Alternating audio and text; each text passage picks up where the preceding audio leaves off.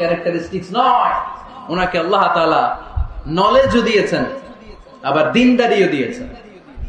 আমার দিনী ভাইয়েরা খেয়াল রাখবেন, কোন আলেমের মধ্যে বা কোন নেতার মধ্যে যদি এই দুইটার সমন্বয় আপনি পান, যে তার জ্ঞানও আছে আবার দিনদারিও আছে, he belongs the knowledge and he belongs the taqwa, সে গোটা বিশ্বকে জয় করে ফেলবে, ঠিক কিনা?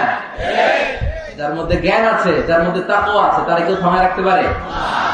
ওমরে ফারুককে এই দুই নেয়ামত দিয়ে ধন্য করেছে কে? সহিহ বুখারীর বর্ণনা, বিশ্বনবী সাহাবীদের সামনে একটা স্বপ্নের কথা বলছেন। বিশ্বনবী বললেন, আমি স্বপ্নে দেখলাম আমার আঙ্গুলের ফাঁকা থেকে দুধ বের হচ্ছে, আমি তৃপ্তি সহকারে দুধ খেলাম। খাওয়ার পরে দেখলাম আঙ্গুলের মধ্যে একটু দুধ লেগে আছে। আমার আঙ্গুলে অতিরিক্ত লেগে থাকা দুধটা আমি ওমরে ফারুকের মুখের মধ্যে লাগিয়ে দিলাম।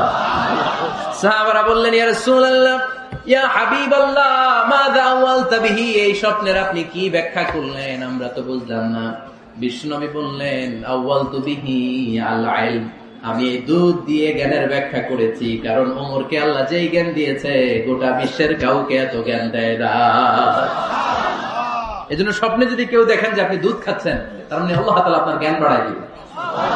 ওমর ফারুককে দুধ খেয়ে অতিরিক্ত দুধের অংশটা বিশ্বনবী আবু বকর রাদিয়াল্লাহু তাআলা আনহুর মুখে দেন নাই, সাইয়েদনা উসমানের মুখে দেন নাই, আলী রাদিয়াল্লাহু তাআলা আনহুর মুখে দেন নাই। স্বপ্নে ওই অতিরিক্ত লেগে থাকা দুধটা বিশ্বনবী ওমর ফারুকের ঠোঁটের মধ্যে লাগিয়ে দিয়েছেন। এই হাদিস থেকে প্রমাণ হয় আল্লাহ তাআলা জ্ঞানের